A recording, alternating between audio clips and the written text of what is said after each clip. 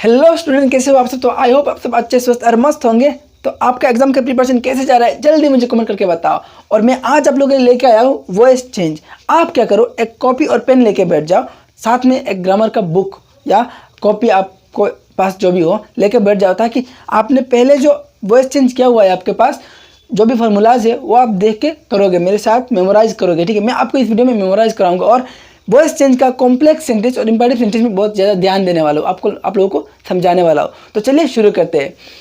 तो voice change, सबसे पहले हम जान लेते हैं वॉइस चेंज क्या होता है। वॉइस चेंज मतलब किसी भी सेंटेंस को एक्टिव में से पैसिव में कन्वर्ट करने को हम कहते हैं वॉइस चेंज। ठीक है, तो वॉइस चेंज का दो मेनली टाइप होता है। क्या होता है?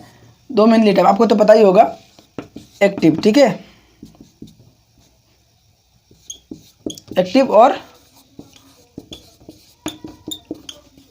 पैसिव। ठीक है, मेन दो टाइप होता है, दो कैटेगरी, एक्टिव और पैसिव। एक्टिव सेंटेंस मतलब क्या है? एक्टिव वॉइस मतलब क्या है? एक्टिव वॉइस मतलब कोई भी सब्जेक्ट क्या काम कर रहा है वो अगर डायरेक्टली हम समझा दे तो इसे हम एक्टिव वॉइस कहेंगे। ठीक है, जो इस भी सेंटेंस में सब्जेक्ट हमारा क्या काम कर रहा है अगर डायरेक्टली हम समझ जाए तो इस सेंटेंस को हम कहेंगे एक्टिव वॉइस। पैसिव वॉइस क्या है? जिसी भी सेंटेंस हमको सब्जेक्ट इनएक्टिव मिलेगा, सबसे पहले ऑब्जेक्ट मिलेगा, तो इस सेंटेंस को हम क्या कहेंगे? Passive voice. लाइक किसी भी सेंटेंस में आपको मिल गया कि a mango is being eaten by him, वो एक मैंगो खा रहा है, और सही ट्रांसलेशन करूँ तो उसके द्वारा एक मैंगो खाया जा रहा है। ठीक है, तो सबसे पहले आपको क्या मिला? ए मैंगो, ऑब्जेक्ट से शुरू हुआ, और इनएक्टिव क्या मिला आपको? सब्जेक्ट। इसी को हम कहते हैं पैसिव वॉइस। ठीक है, आगे भी बताऊंगा। तो ठीक है, हम डायरेक्टली हम क्वेश्चन पे चलते हैं। तो सबसे पहले हम जान लेते हैं एक्टिव वॉइस और पैसिव वॉइस को हम पहचाने कैसे। एक्टिव वॉइस का एक मेन पहचानने का ये है कि सिंपल, सबसे पहले आपको क्या मिलेगा? सब्जेक्ट मिलेगा। सबसे पहले एक आपको सब्जेक्ट मिलेगा, काम जो कर रहा है। ठीक है, और काम क्या डायरेक्टली बताया जाएगा कि वो ये काम कर रहा है। ठीक है, ही I am eating a mango, वो आम खा रहा है। ठीक है, ये हमारा हो गया एक्टिव सेंटेंस। ठीक है, और पैसिव में क्या मिलेगा? सबसे पहले आपको मिलेगा एन ऑब्जेक्ट। ठीक है, एक ऑब्जेक्ट आपको मिलेगा, लाइक यहाँ दी कार हो गया। इसके बाद आपको हेल्पिंग वर्ब मिलेगा, ऑक्सिलरी वर्ब, लाइक यहाँ इज बीइंग मिलेगा। इसके बाद क्या हुआ? वर्ब का तीसरा फॉर्म आएगा। कभी भी जब आपको ऑक्सिलरी वर्ब के बाद वर्ब का तीसरा फॉर्म यानी फर्स्ट पार्टिसिपल फॉर्म और उसके बाद बाय आकर किसी भी सब्जेक्ट आ जाए तो आप पहचान लेना कि ये पैसिव वॉइस है। ठीक है, सबसे पहले ऑब्जेक्ट, इसके बाद हमारा ऑक्सिलरी वर्ब, इसके बाद वर्ब का तीसरा फॉर्म, इसके बाद बाय, और इसके बाद किसी भी सब्जेक्ट अगर आ जाए जिसको हम यहाँ ऑब्जेक्ट को करके लाते हैं। ठीक है, तो यह हमारा पैसिव वॉइस पहचानने का एक तरीका हो गया। ठीक है, ये आपको याद रखना है। ठीक है, तो सबसे पहले और भी एक हमें समझना है कि टेंस के अनुसार हमें कैसे पैसिव वॉइस चेंज करना है। ठीक है, कैसे हम पहचाने ये कौन सा टेंस है। आपको तो टेंस पता ही होगा कि कौन सा टेंस के चेंज करने के तरीके हमको जानना होगा। लाइक मैं आपको बता दूं कि प्रेजेंट इंडेफिनिट टेंस के क्या होगा। उस प्रेजेंट इंडेफिनिट टेंस में तो कोई ऑक्सिलरी वर्ब तो है ही नहीं, लाइक आई डू, इसमें तो कोई ऑक्सिलरी वर्ब है ही नहीं, जस्ट सब्जेक्ट प्लस B1 हो जाता है हमारा वर्ब का प्रेजेंट फॉर्म। तो इसको जब हम पैसिव में लाएंगे क्या होगा पता है? उसमें हम कंटिन्यूअस का ऑक्सिलरी वर्ब्स हम यूज़ करेंगे। ठीक है, एम, इज, आर। और जब हम एक कंटिन्यूअस सेंटेंस को पैसिव वॉइस में कन्वर्ट करेंगे तब क्या होगा पता है? उसी टेंस का ऑक्सिलरी वर्ब के पास साथ हम क्या लगाएंगे? बिंग लगा देंगे, BEING, बिंग लगा देंगे, am is are plus being. Okay, वही हम क्या करेंगे अगर प्रेजेंट परफेक्ट की बात आ जाए तो क्या करेंगे? हमारा तो हैव हैज तो हमारा पहले से ही ऑक्सिलरी वर्ब हेल्पिंग वर्ब है, तो उसमें हम क्या कर देंगे?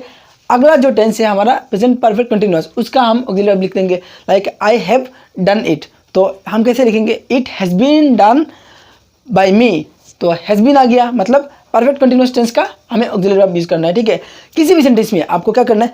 अगले सेंटेंस का ऑक्सिलरी वर्ब आपको यूज़ करना है सिवाय कंटिन्यूअस सेंटेंस के। ठीक है, कंटिन्यूअस सेंटेंस में उसके खुद के ऑक्सिलरी वर्ब के साथ बिंग यूज़ करना है, being, BEING। Like present continuous, I am drinking the water, तो the water is being drunk by me. और I have been eating food for 5 minutes, तो food has been being eaten by me for an hour. ठीक है, क्या हो गया? Continuous sentence में उसके साथ हम जस्ट बिंग लगा देंगे। क्या लगाएंगे हम? बिंग, ये बिंग हमें लगा देना है। ठीक है, और कुछ नहीं। इसके बाद क्या होगा?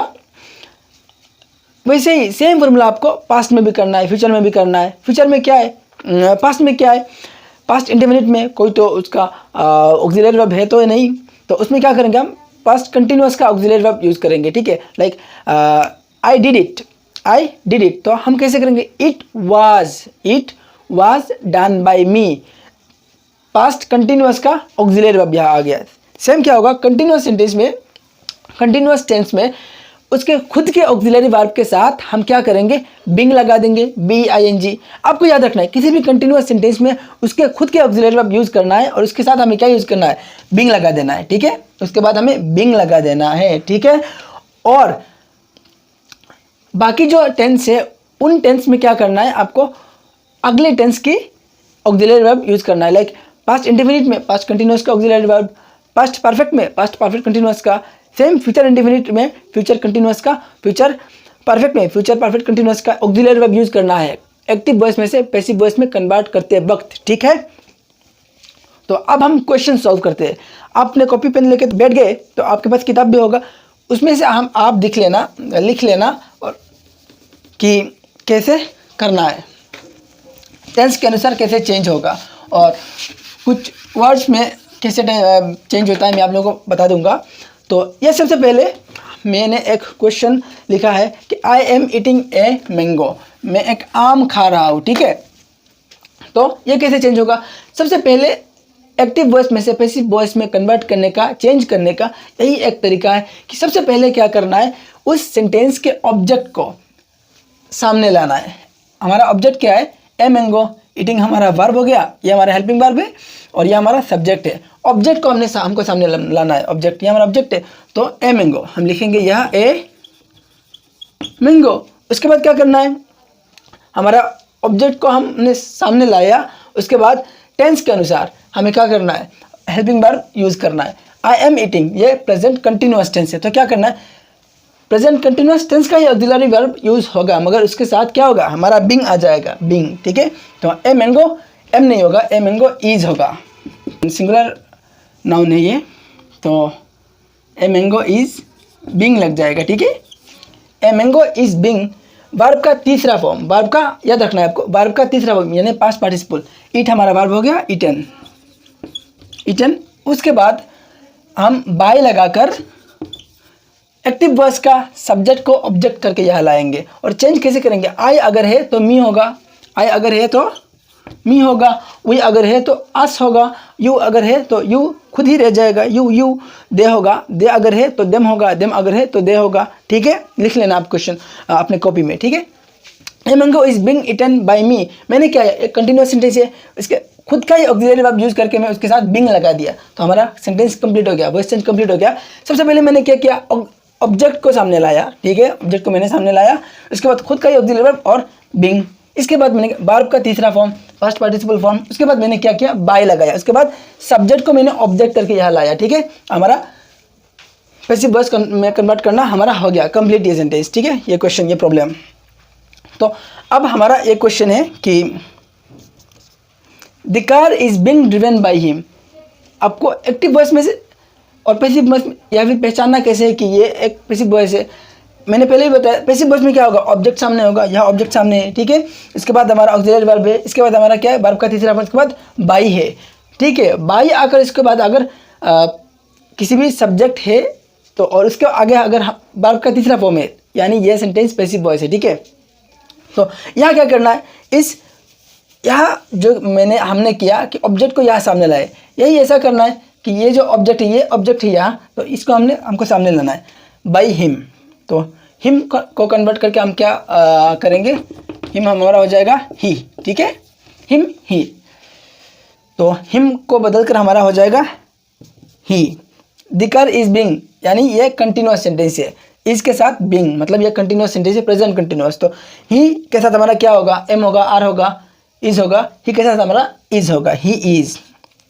तो ही इज ऑक्सिलरी वर्ब का काम खत्म हो गया, तो हमारा सब्जेक्ट और ऑक्सिलरी वर्ब खत्म। इसके बाद हमारा वर्ब आएगा, ड्राइव हमारा वर्ब है, कंटिन्यूअस टेंस में क्या होता है, वर्ब के साथ आईएनजी होता है, तो ड्राइविंग, ठीक है, ही इज ड्राइविंग। उसके बाद हमारा क्या आएगा, ऑब्वियसली हमारा ऑब्जेक्ट आएगा, यह ऑब्जेक्ट क्या है, the car, he is driving the car, okay. या आप लोगों ने समझ लिया, ठीक है। अगर ना समझो फिर भी मुझे क्वेश्चन कमेंट करके बताना, ठीक है। आप लोगों को ज़रूर समझाने की कोशिश करूँगा। अब हम चलते हैं इम्पैरेटिव की तरफ, ठीक है। और अब इम्पैरेटिव में भी हमारा क्या है कि हम इम्पैरेटिव सेंटेंस को हम पहचाने कैसे कि ये एक इम्पैरेटिव सेंटेंस है। इम्पैरेटिव सेंटेंस में आपको क्या है, सबसे पहले आपको वर्ब मिलेगा। क्या मिलेगा? वर्ब मिलेगा। इसके बाद आपका ऑब्जेक्ट मिलेगा, ठीक है। यही इम्पैरेटिव सेंटेंस पहचानने का एक तरीका है, ठीक है। तो सबसे पहले हम क्या करेंगे, इम्पैरेटिव सेंटेंस का एक्टिव वॉइस में से पैसिव वॉइस में कन्वर्ट करने के लिए सबसे पहले हम क्या करेंगे, लेट लगाएंगे। इम्पैरेटिव अगर सेंटेंस है तो सबसे पहले हम क्या करेंगे, एक्टिव वॉइस में से पैसिव में लाते वक्त सबसे पहले हम लेट लगाएंगे। इसके बाद क्या होगा, हमारा ऑब्जेक्ट जो है उसे हम लेके आएंगे, तो लेट द डोर होगा यहाँ, ठीक है।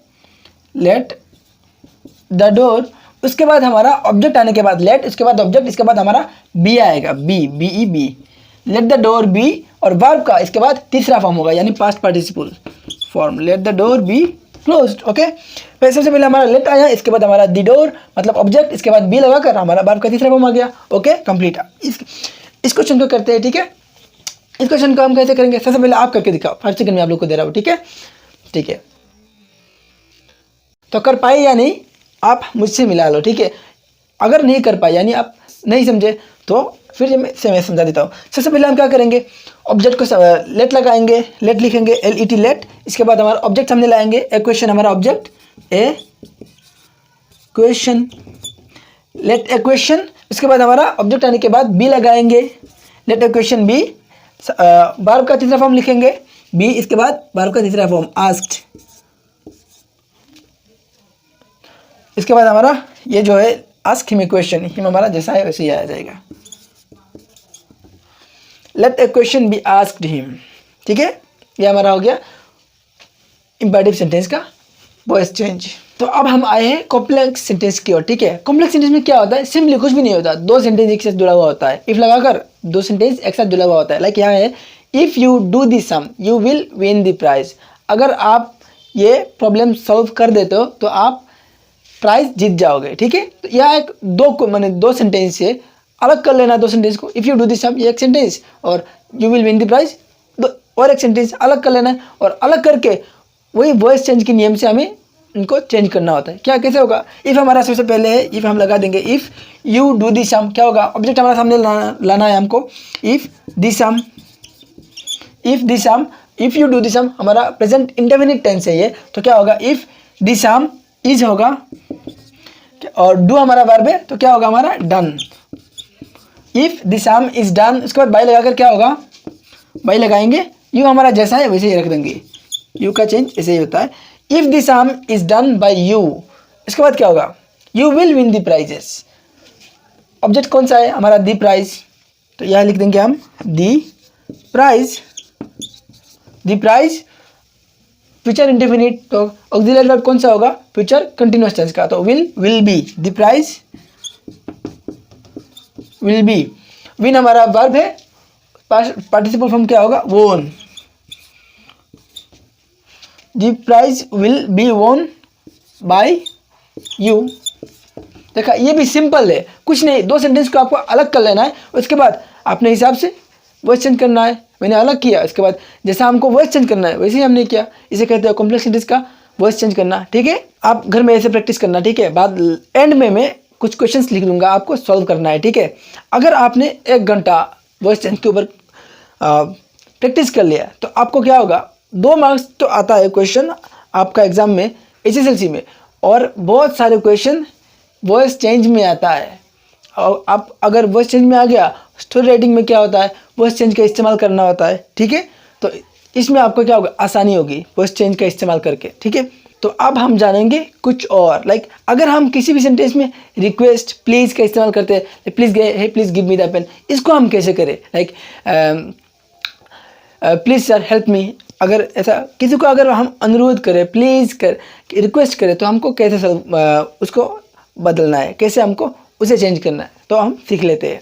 तो अगर किसी भी सेंटेंस में हमें प्लीज़ या फिर ऑर्डर जैसा कुछ दिखे तो हमें कैसे सॉल्व करना है, ठीक है। अगर प्लीज़ मिल जाए क्या करना है, सबसे पहले यू आर रिक्वेस्टेड लिख देना है, रट्टे मार लेना है, कुछ भी नहीं रट लेना है, प्लीज़ मिल गया यू आर रिक्वेस्टेड लिख लेना है, ठीक है। प्लीज़ यू आर, इसमें कोई चेंज नहीं है। You are requested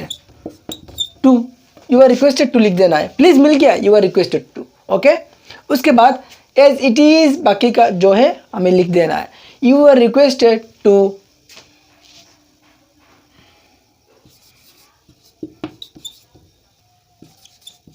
me this pen. Okay, you are requested to give me this pen. Please मिल गया, मैंने यू आर रिक्वेस्टेड टू लिख दिया, रट्टे मार लेना है, कुछ भी नहीं है। और बाकी का जो मैंने लिखा है वैसे ही जैसा है वैसे ही लिख देना है, प्लीज़ को छोड़ के, ठीक है। You are requested to give me this pen. Okay, अब यह हमें क्या मिले, get out of my room, मेरे रूम से निकल जाओ तुम। मतलब क्या करना है, मैंने ऑर्डर किया किसी को, मैं अपने घर के किसी भी छोटे बच्चे को या फिर कोई भी हो सकता है जो कोई मेरे रूम में घुस गया बिना नॉक किए, तो मैंने गुस्सा आ गया, क्या किया मैंने, gate out of my room, मेरे रूम से निकल जाओ तुम। तो कैसे करेंगे हम, यह ऑर्डर होगा। जब गेट आउट मतलब ऑर्डर किया, जब भी हम ऑर्डर दिखेंगे किसी भी सेंटेंस में तो हम रिक्वेस्टेड की जगह क्या लिखेंगे, यू आर ऑर्डर्ड, तो हम लिख देंगे you are ordered to, you are ordered to. इसके बाद क्या लिखना है, जैसा है वैसे ही लिख देना है। You are ordered to get out of my room, get out of my room, ठीक है। You are ordered to get out of my room, ठीक है। आपको हुक्म किया जा रहा है कि मेरे रूम से निकल जाओ, दफा हो जाओ, ठीक है। और अब अगर आपको आपके एग्ज़ाम में ऐसे इंस्ट्रक्शंस दिए जाते हैं कि, या फिर आपके कॉलेज में इंस्ट्रक्शंस दिया जाता है कि टाइम से पहले आप अपना डॉक्यूमेंट सबमिट करो, ये एक इंस्ट्रक्शन है, तो हम कैसे लिखेंगे। लाइक एग्ज़ाम में आपको एग्जामिनर ने पूछ लिया सबमिट योर आंसर स्क्रिप्ट, ठीक है, तो उन्होंने क्या किया, आपको इंस्ट्रक्ट किया कि अपना आंसर स्क्रिप्ट उनको दे दो, ठीक है। तो कैसे करेंगे, तो मैं पूछ कर एक क्वेश्चन लिख देता हूँ, सबमिट योर आंसर स्क्रिप्ट, मतलब आप अपना आंसर स्क्रिप्ट सबमिट करो, इंस्ट्रक्शंस दिए जा रहे हैं। तो ठीक है, किसी भी एग्ज़ाम्स में आपको इंस्ट्रक्शन दिया जाता है, ना कि ऑर्डर दिया जाता है, ठीक है। तो हम कैसे लिखेंगे, जब सबमिट योर हमने इंस्ट्रक्शन समझ लिया तो हम लिखेंगे यू आर इंस्ट्रक्टेड, ठीक है, you are instructed to submit, बाकी का हमारा सेम ही होगा, योर आंसर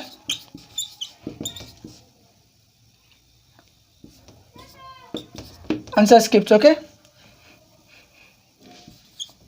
इंस्ट्रक्शंस में हम क्या करेंगे, इंस्ट्रक्टेड का इस्तेमाल करेंगे, ऑर्डर में हम क्या करेंगे, ऑर्डर्ड का इस्तेमाल करेंगे, रिक्वेस्ट में हम रिक्वेस्ट का इस्तेमाल करेंगे, ठीक है। You are instructed to submit your answer script, ठीक है, तो ये हमारा हो गया।